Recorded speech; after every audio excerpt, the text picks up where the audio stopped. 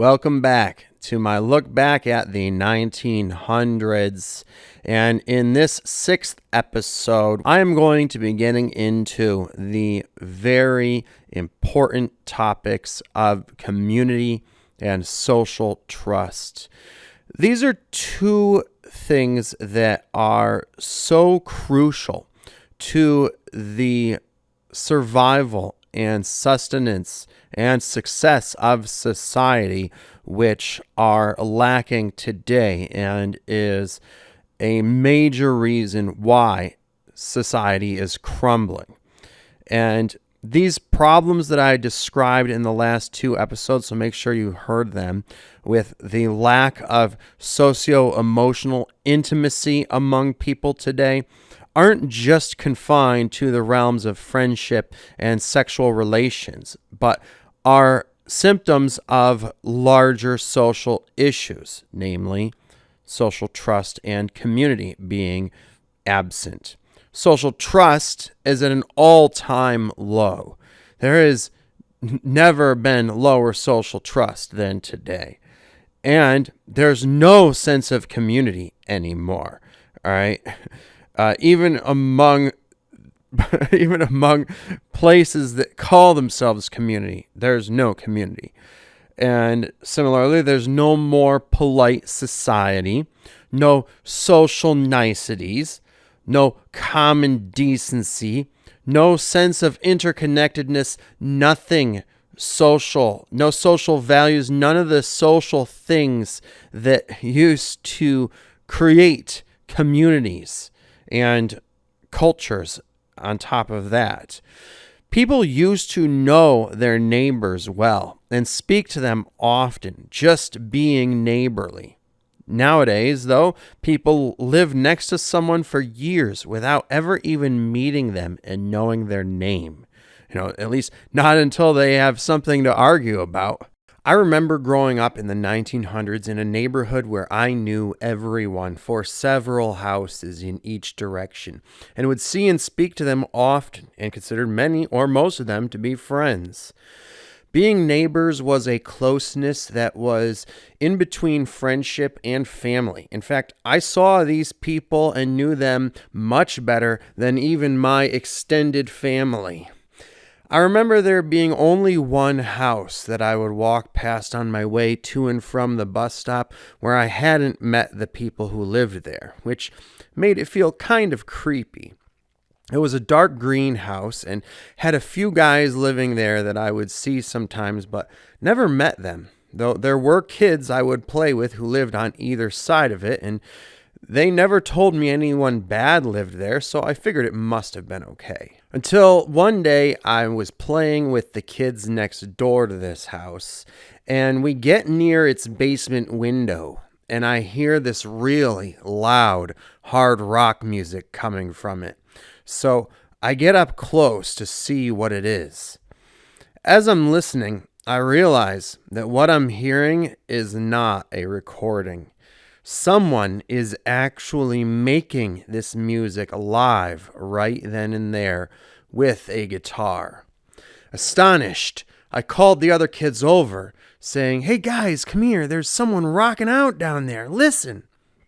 They came over, but they weren't that impressed, which first I was surprised by. Like, how could they not understand how cool this is? Then they told me, "Yeah, we hear it all the time. Those guys are in a band." "They're in a rock band?" I exclaimed. "Yeah, they play guitars and stuff all the time," the kids told me. Apparently, they were in the loop on something that I was missing out on, and to me, it felt like a big deal. I wanted in on it. I wanted to get as in on it as I could get. I felt like this is what had been missing my whole life. So I said to them, "I wonder if they'll let us down there to listen. Do you guys ever go down and listen? Do you guys know them? Have you met them? Are they friendly?" They said, "Yeah, they know them. Of course they do. They live right next door, and they're nice enough." So I said, "Well, can we go ring their doorbell and you can introduce me to them and we can ask them if we can listen to them jam. And my friends were like, yeah, you can go ring the doorbell. It's right there. But I didn't want to go alone. So I said, well, I don't know him and you guys do. So can you come with me and introduce me? And luckily they said, sure. So we went and rang the doorbell. And after a little while, in between playing, a guy came upstairs and opened the door. He recognized his next door neighbor kids and in a very friendly manner exclaimed, hey guys, what's up? And they all said hey, and then I took over. I said, I live right down the road and I was up here playing with my friends and I heard you jamming in your basement over there and they told me that you're like in a band and you like play guitar and stuff. And he said, yeah, that's right. I like to rock. You like rock? And I exclaimed, hell yeah. And I was wondering if we could come like listen to you play. And he said excitedly, sure guys, come on in. And he introduced himself to me as Joe, and I stepped in and started down the hall. But then I realized my friends weren't coming. So I turned to look at them and asked, well, aren't you guys coming? And they said, no, we're going to stay outside and play. Confounded, I just said, well, okay, you're going to miss out. And I followed Joe down the hall, around the corner, into the kitchen, where he opened the basement door and flicked the light switch and then started on down the stairs. Except when he did, the light didn't come on, and he was just walking down a dark stairwell into his basement. I stood there at the top for a moment, looking down those dark stairs perplexedly. Like, why is he walking into a dark stairwell? Doesn't he know the light hasn't turned on? Doesn't the light work? What's down there in the dark? Why didn't my friends come with me? Is he possibly a bad guy? Like the type of guy my parents warned me about? Did my friends not warn me about something down there that they knew that I didn't? What if I go down there and it's like a dungeon or something? What if he's a kidnapper who kidnaps me and I never come out? What if all the stranger danger my parents taught me about was right and I end up missing because I followed him down there? But then, in the 3 seconds it took me to have all these thoughts, the light came on.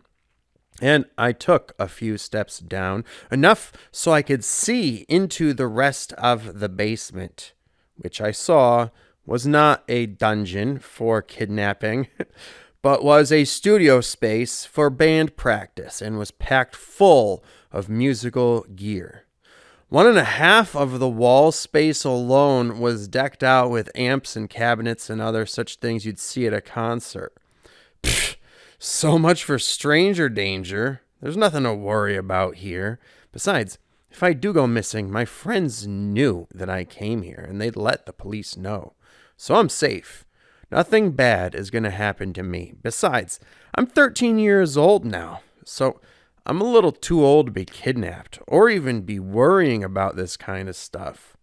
So I sat down on the floor and watched Joe get his guitar hooked up and start shredding out some 80s style speed metal, really showing off. There was no one else at home with him, so apparently when I thought I heard a whole band playing, it was just him, and the guy was seriously talented. After a minute, I couldn't contain myself anymore. I needed to know if he knew any songs by my favorite bands. Do you know any AC/DC? I blurted out.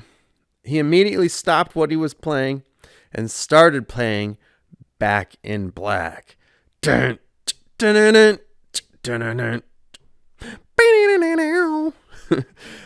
he was done with that song, I staggered up to him starstruck, just completely stunned, and grabbed onto him, wide-eyed, shaking him. It was just like, that is so cool! Then I asked, stuttering and stammering, if he knew any Guns N' Roses, and he proceeded to play me Welcome to the Jungle by them. It turned out he knew all the hits, and he played lots of them for me. And I was right. This was what I had been missing in my life. After a while, maybe an hour, maybe two, I don't know, because in that kind of situation, time becomes meaningless and just flies by. But it was unfortunately time to wrap it up. Disappointed that the fun must come to an end, I asked him, "Can you teach me to play?" And to my delight, he said yes. He suggested that he walk me home and introduce himself to my parents so he can tell them where I'd been and that I'd be coming back for guitar lessons. My parents were getting a divorce, so he only met my mom, but she was luckily delighted at the idea of me going to guitar lessons there, probably because Joe was going to be doing it for free. And my mom didn't have any money, and of course neither did I. So I started going over there once or twice a week to learn. And once I'd picked it up, he loaned me one of his guitars, also free of charge, and then convinced my mom to buy me my first guitar, one that I still actually have today in my collection of now 18 guitars, though the only original piece still left on that one is the body. Everything else has been replaced and upgraded, so it's not really technically my first guitar anymore.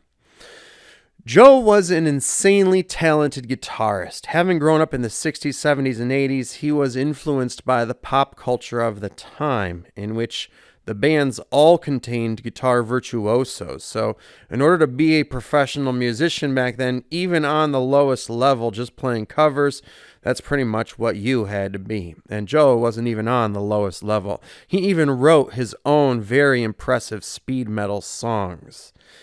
Eventually, he started dating my mom and became very close to our family. Kind of like a stepdad to me, but not, because he was way cooler. So I didn't think of him as a neighbor or a guitar teacher or a stepdad, but a friend.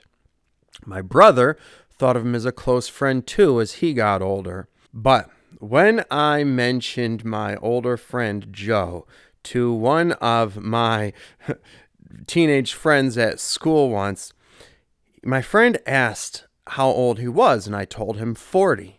And he must have thought it was strange and perhaps a little creepy that I had such an older friend, and wondered why an older man would be friends with a 13-year-old like me. And so the kid asked me, "Does your friend rape you?"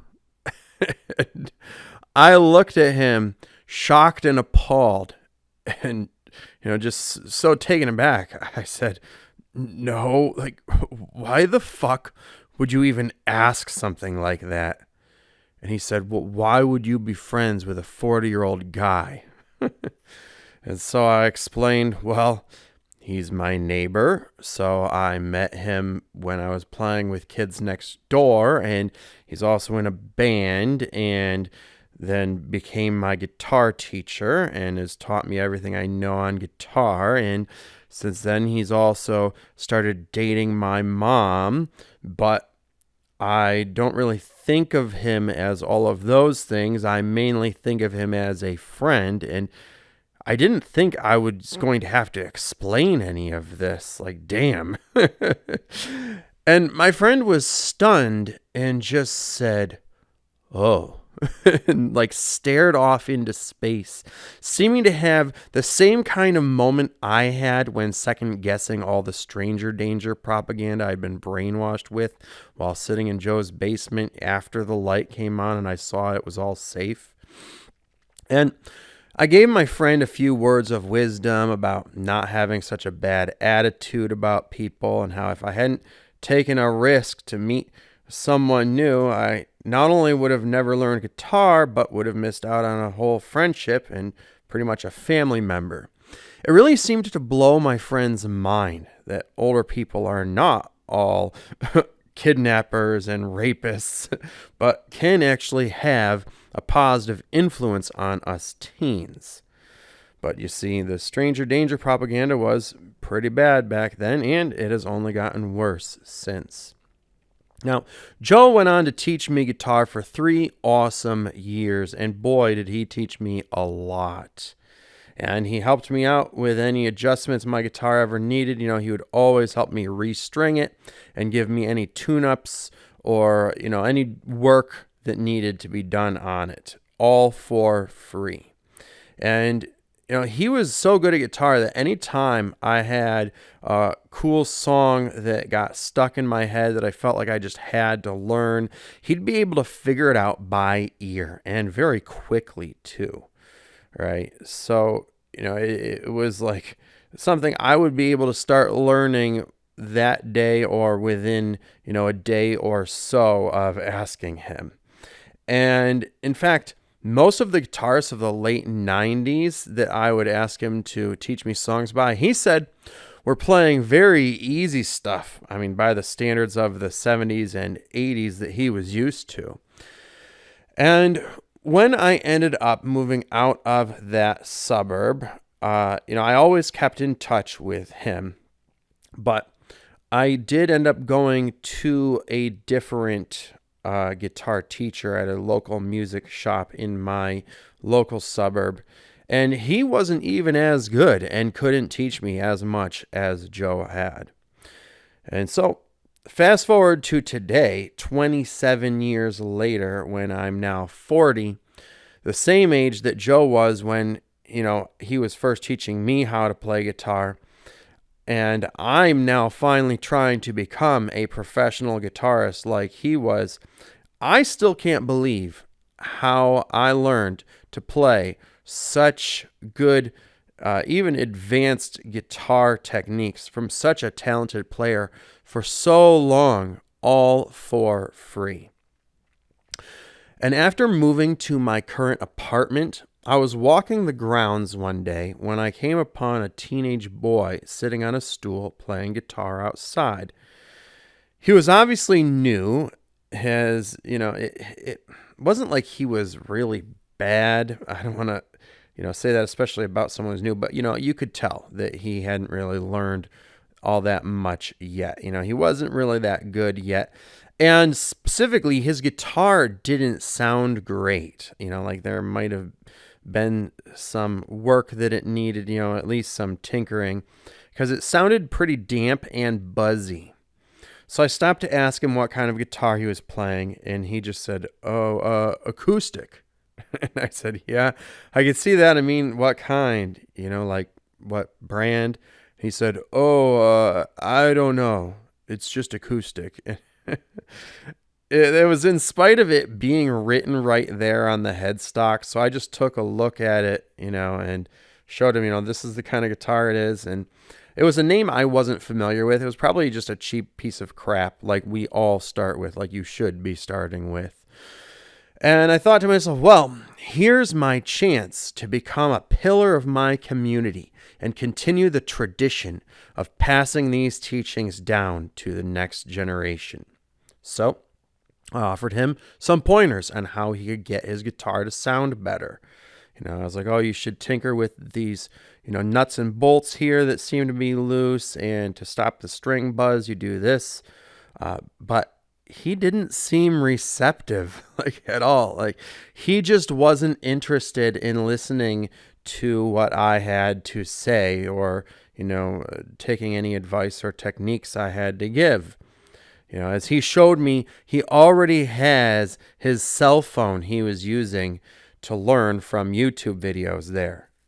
So the neighbor kid didn't want the help of an older neighbor guy, and in fact seemed very standoffish, perhaps like he was worried about stranger danger. And then when the weather was nice, I would take my guitars outside to play, and he would sometimes be out there, but would never come to see what I was playing or being neighborly, even if he was walking by. I talked to him once more after that, but he was still very standoffish and disinterested in any kind of influence from an older guitarist like me. So I never got around to asking him if he wanted any help with his guitar, if it needed any adjustments or upgrades, if he needed any free picks, strings, or other gear like a capo that I have that I'm not using, or if he wanted any lessons or any of that. I haven't been able to become a pillar of the community or become a positive influence on the next generation like I had when I was their age. For once my son grew up and we stopped going outside to play, I was no longer seen as a fellow parent by other fellow parents and kids. The kids used to ask me for help with fixing their bikes and scooters, and they treated me nice then when they needed things from me. But then when COVID hit, the parents taught their kids some next level heavy duty stranger danger. So one day I was getting rid of some kids' books and art supplies, and one of the little girls wanted them. So I gave them to her, and then she asked me to read her a book, which I did. And while I was reading it, she tried to lean against me, and her mom stopped her and said, don't touch people. Then the next time I saw her, she needed help fixing her scooter. So I went and got my toolkit and brought it out and fixed it for her. And then afterwards, she was all like, yay, and she ran up wanting to give me a hug. Now, I thought she was just coming to get the scooters, which I was standing on, so I backed off of it and handed it to her. But her mom, who was paying closer attention, knew what she was really doing and started screaming at her not to hug other people like that. I was extremely taken aback and confused, as I didn't even know that's what she was trying to do. I thought she was just coming to get the scooter. So I asked her if it was, and she nodded yes, and then she started crying, which was just so pitiful and made me so uncomfortable. Like there's this mother being mean to her daughter who's just trying to give me a hug. The daughter's crying now suddenly.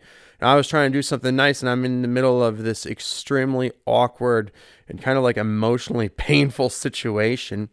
So, in my severe discomfort and awkwardness, I just like patted her on the head. Like, oh, it's okay, sweetie, without even thinking of it. And then the mom started screaming at me instead.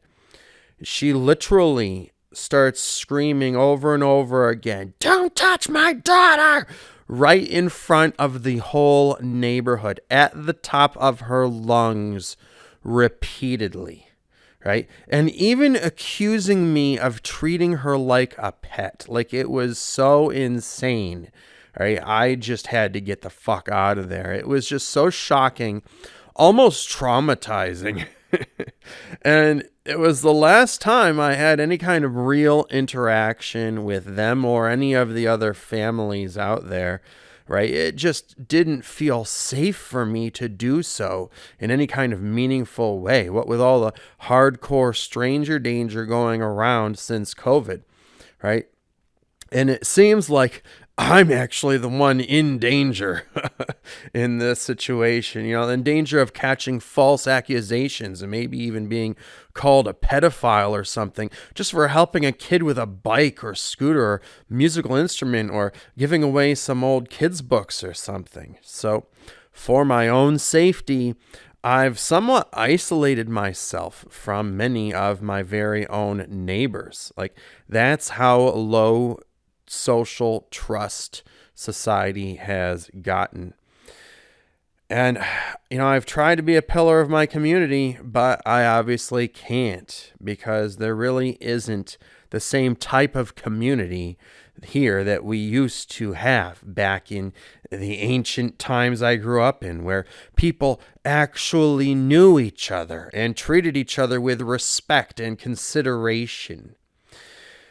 These antisocial trends have also only increased as more immigrants who don't speak English and don't want to be a part of our American culture have moved in just to try to, make more money here to send back home. So, after trying to be a member of the community and failing due to the hostile attitudes of some people here, I have become the type of person I never wanted to be. That creepy loner. And it reminds me of when I was young and the family who lived across the street from me in the neighborhood I described earlier, who I knew well because they had kids that I would play with all the time, moved out.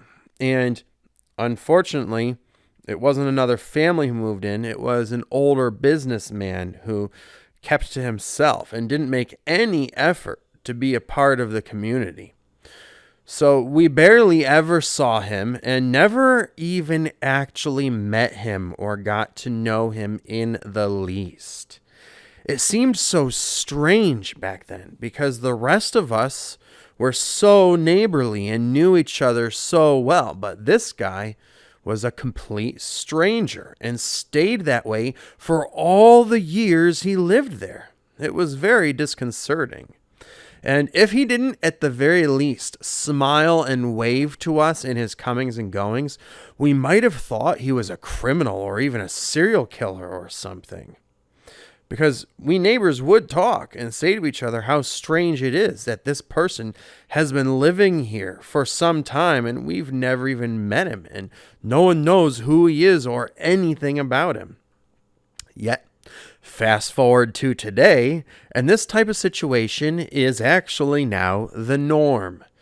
People can live next to someone for years and never meet them or even get to know their name and wouldn't even bother asking them for a tablespoon of sugar before making the drive to the grocery store.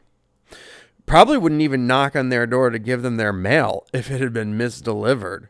And if they have a complaint about noise, they won't even bother telling their neighbors directly. They'll just call the landlord or the police and start drama instead. No sense in talking face to face with someone you live next to for any reason these days, right?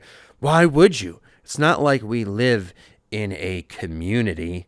There's no social trust anymore. Apparently, you can't even expect to knock on the door of a neighbor and have them be neighborly and friendly anymore. But once upon a time, people used to be friendly with local townspeople, people in the neighborhood, and talk to each other with respect, even about controversial issues or disagreements they would have. But nowadays, people stick to themselves and treat those around them as potential enemies, looking for any slight disagreement they can to find as a cue to become vitriolic and start infighting. None of the social protocols that used to serve as an adhesive to hold us together as communities and a broader culture exist anymore. And it is all due to cell phones and social media. People these days think that social networking means sending random people friend requests and spam messages on social media, and they don't bother trying to connect with anyone in person, even in their local town and neighborhood. And if anyone tries to be friendly with them in their daily life, they are rudely snubbed and treated as an interloper, or worse, a potential threat. And how dare anyone interrupt them from their cell phone addiction?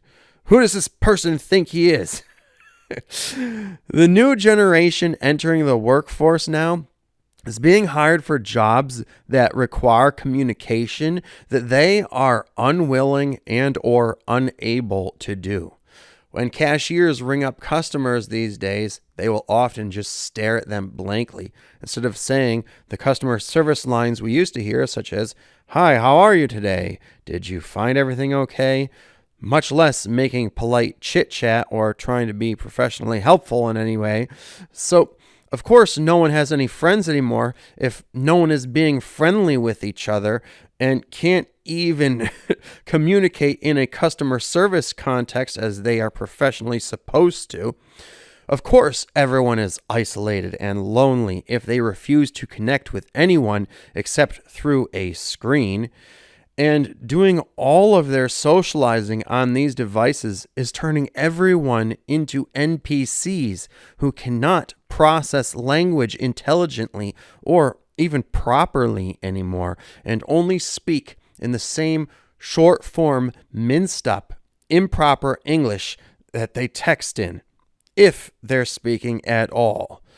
We are living in the social dystopia we were warned about by the artists and visionaries decades ago, and we failed to learn from.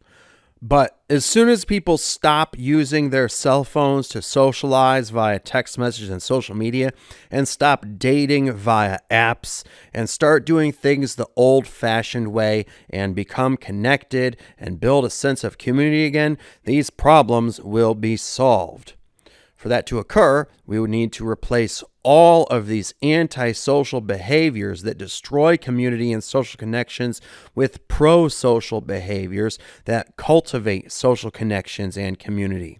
If we do not, the social dystopia will create a physical dystopia, which it is already in the process of doing, spreading like a contagion into politics, economics, business, healthcare, and so much else.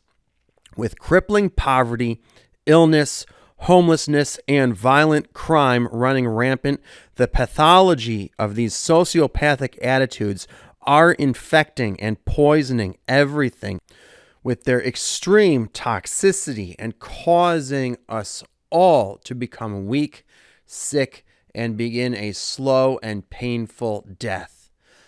How bad must things get before we decide to change and adopt better behaviors that are the foundation of a good society and which society was originally built upon? In my view, things were already bad enough well over a decade ago, back in 2012, when smartphones and social media were rapidly taking over, and it was coincidentally the year that the Mayans had thought would be the end of the world. And in a sense, it was, for it was the end of society as we knew it. Things should have never gotten this far. We should have never let mentally ill, antisocial tech nerds who lived in isolation in front of computer screens create technology and whole business enterprises and industries that would then take over our lives and force us all to live like them.